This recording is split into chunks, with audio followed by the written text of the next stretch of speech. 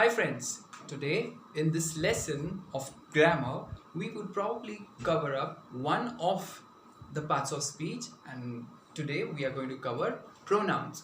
Let me bring your focus on this very word pronoun.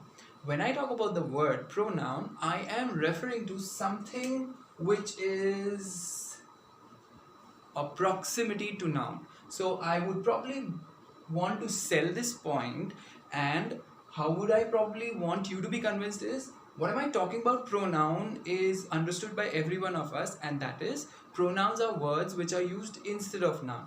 Every one of us, because we are aware of the sentences or the definition of it, I would want to put it in such a mannerism that it gets easy on the head. So let's put it this way, that nouns and the proximity or the proxy words given to the nouns can be considered as pronouns. So what are those words like I, me, we, us, you, they, them, and many more.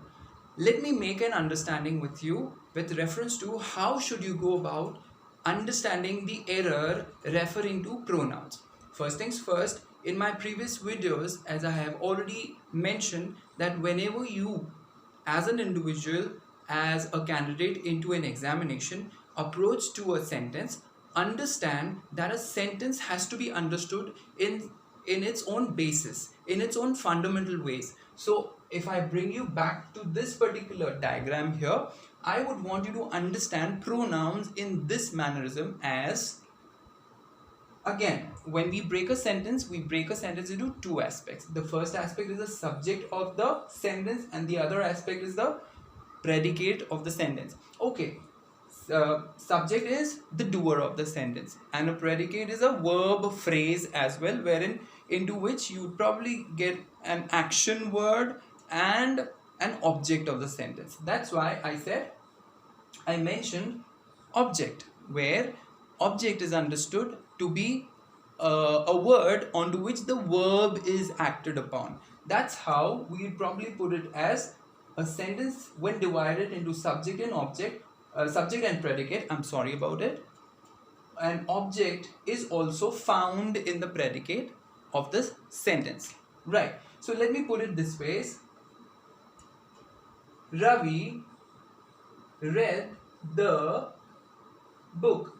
If I had to make an understanding about this sentence with the reference of subject and the object of the sentence, I would probably say that it is Ravi who's being talked about, and the rest is a predicate. But when I refer to the predicate, I talk about the object in the verb phrase. So this is the verb, and this is the object on which the action is being done. So logically, we need to understand what is an object of a sentence.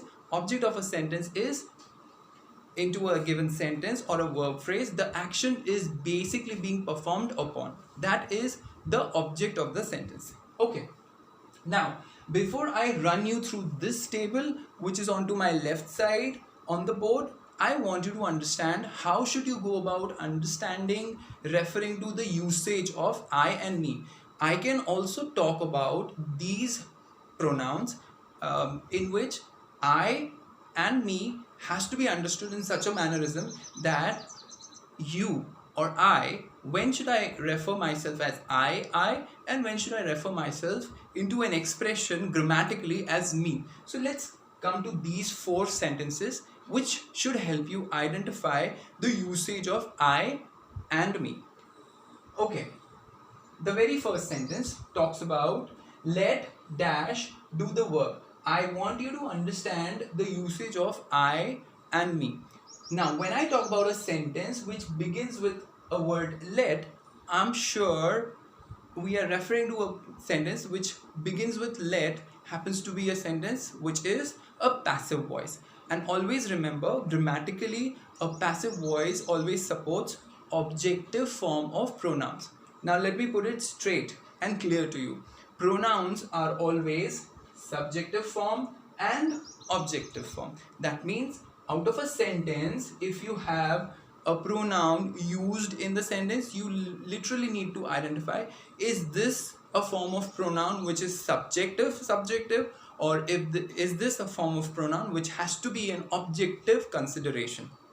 Now, out of all these pronouns which I have here onto my left, we will ideally identify the subjective form and the objective form. But before I go on to the subjective and objective form of the pronoun, I want you guys to understand the usage of I and me. First things first, into this very first sentence we just worked out on, what I gave you as an idea is, when I talk about the word let, it basically talks of a sentence which is a passive voice. And when we talk about a passive expression, remember my friends, an objective form of pronoun is supported or is endorsed. Alright, so that's where it cannot be let I do the work, it should be let me do the work. Point one, what is clear here is, in case of a passive sentence will always be constructed with the usage of a pronoun which is of the objective nature or object of the sentence. And what are the objects of the sentence? We just understood that me happens to be the object form of pronoun. Let me bring your attention to this sentence. The box of chocolates belongs to Ashley and I or me. Now it is obvious that every one of us would rather say it belongs to me. But why? Let us understand. Into a given sentence, the sentence basically talks about a noun phrase, box of chocolates, logic. So when this sentence already has a subject, that's a doer, the rest as a predicate would probably endorse the object of the sentence. That's where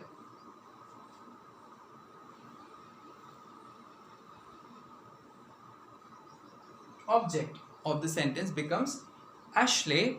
And now when I talk about I has to be a pronoun which has to be used in the subject's sentence's subject's place, right? So that's where what I want you to understand is, I happens to be a pronoun which is always put in the place of the sentence's subject. So that's why I will not be used. Me will be an idyllic pronoun which has to be used and made sense of. Why? Because Ashley and this fill in the blanks happen to be the object of the sentence. That's where the box of chocolates belongs to, the box of chocolates as a subject of the sentence belongs to the object Ashley and me. Okay, going further, the third sentence talks of, can you write as fast as I or me? Now, since it's a question, let's not take our attention towards the question. What I really want you to understand is, if by any chance into a given sentence you find that there is an existing subject, but the sentence also has a comparative phrase wherein as long as fast as, taller than, shorter than, uglier than, as beautiful as, these are certain comparative phrases. If you get these comparative phrases with an existing subject into the sentence, that is where it will always endorse, the sentence will always endorse a subjective form of pronoun. And while doing the first and the second, we somehow came to know that I as a pronoun happens to be the subjective form of pronoun. That's why can you write as fast as I can would be the exact sentence. So the sentence would completely be written as with a question tag. So the answer has to be, can you write as fast as I can? Why did we choose I? Why? Because this particular sentence has an existing subject you in a combination with a phrase which is a comparative phrase. So with this existing subject plus a comparative phrase will give us a subjective form of a pronoun. That's the equation here.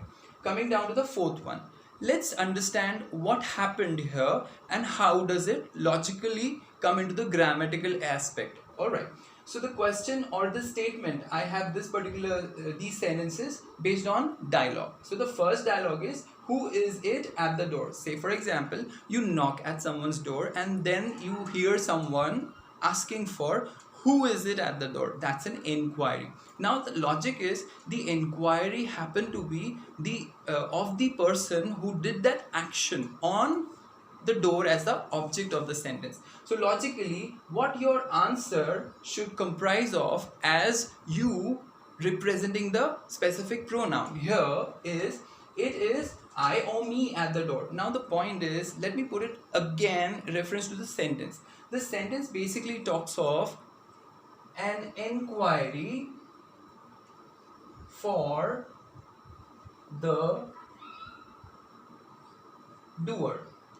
Now the point is, I am asking for the doer of the action on the object. What is the object? The door. Logic, if I put it this way, is that if I say it is me at the door. So if I put it this way, the sentence already has this and this as the objects. Where's the subject? Where's the doer? So that's where the doer of the action, that is maybe like knocking at the door, the doer of the action at the object of the sentence happens to be, it is I at the door. So that's how you basically get to understand how did I work out with reference to the usage of I and me. So let me put it this way. I happens to be the subject of the sentence. That's the concept. That's the sheer funda of understanding the usage of this pronoun. So when we talk about the difference, we have certain rule. So the rule number 1 basically talks of I happens to be the subject of the sentence. Second rule belonging to I and its usages in case of an existing subject, and come back to this third sentence. In case of an existing subject and the subject is equally associated with the phrase, comparative aspect or a comparative phrase, that is when these equations will lead you to choose, to select a pronoun which is subjective form. So between I and me, what did I select? I. So that's where we got this sentence correct as, grammatically correct as, can you write as fast as I can? That's grammatically correct. Okay, last but not the least, when I talk about this particular dialogue, I was inquiring into my first sentence, I was inquiring about the doer of the action on the object of the sentence. In this case, I was inquiring about the doer of the action on the object, door. And when you said this particular, or a person has to address themselves as a response to the question, they will address themselves as the doer and not the object. Why? Because the object already happened to be the door. That's where I always will sit in the subject's place of a sentence. Whilst one rule related to the usage of me is the object of the sentence. That means the usage of me as a pronoun will always sit where the object of the sentence will sit. I'm sure with these two rules and its usage, you might have got some clarifications. Do these. If in case you have certain queries, I am always here at a message's distance. Alright, coming further to this side, to the left side, as I just mentioned about, there are these many and more, some more forms of pronoun. I would want you to first get to the basic. The basics talk about that pronouns are divided in 4 categories. The first is nominative. These are the technical jargons. Nominative, again, as I have been saying, subjective form of pronoun. So the nominations for this award are, so nominations means we are talking about these kind of subjects. Alright, so nominative, accusative, possessive and reflexive. Now understand, nominative forms of pronoun and possessive forms of pronoun are the forms of pronoun which always sit in a sentence in the place of a subject. As I said, nominative is a technical jargon for subjective form of pronoun. So single plural of every form has been given in this tabulated form. So logically, when I have I have we, Alright, before I get going with it, a few seconds onto it. Pronouns as grammar is always addressed amongst first, second, and third person. That means all the words in pronouns basically are associated in reference to the first, second, and third person. So if I had to put it this way to all of you, that imagine that you were sitting alone, all alone at home, and you were thinking about someone. How would you categorically talk of who would be the first and the second and the third person? So let me put it this way. Say for example, if I am sitting all alone at home and I'm thinking about my wife, so logically I will be the first person because it has been generated. This thought was generated by me. So I am talking about, or I am thinking about, so that's where I become the first person, right? And then when I talk about this person whomsoever I am thinking of this person, but then am I not speaking to myself? Am I not thinking about things wherein I am thinking, I'm maybe talking to myself? That's where I become the second person as well. And then when I am thinking of a person who's not present there, that person becomes the third person. So logically, it's a little, it's you could probably put it this way, that it's a little fun way of understanding how would you categorically become first, second, and third. Well, coming back to the table here, when I talk about the table, I will probably talk of pronouns which are used in these categories but addressed in the form of first, second, and third. If you go through these pronouns, you will probably get to understand about the usage. And as I just said, that nominative and possessive form of pronouns are usually those forms of pronouns which are used in the subject's place of a sentence. So understand, my friend, before I leave, before this video comes to an end, what we have understood here in a very short note is, when we talk about pronouns, pronouns are understood in two forms. The first form happens to be the subjective form of pronouns, as I have just said, these and these categories. And the other forms of pronouns are objective forms of pronoun. Obviously, when we have taken nominative forms and possessive singular plural forms in the subject's place, we take the rest as accusative and reflexive in the object's place of a sentence. So remember, my friends, pronouns happens to be just the usage of it, but remember to use them with logics. And the logics would lie in the sheer fundamental basics of it. So this table would help you understand which of the pronouns comes in the subject's place of a sentence and which comes into the object's place. For now, I would bid an adios to you. I hope you have understood. I will appreciate a feedback from you. Thank you. Have a good day.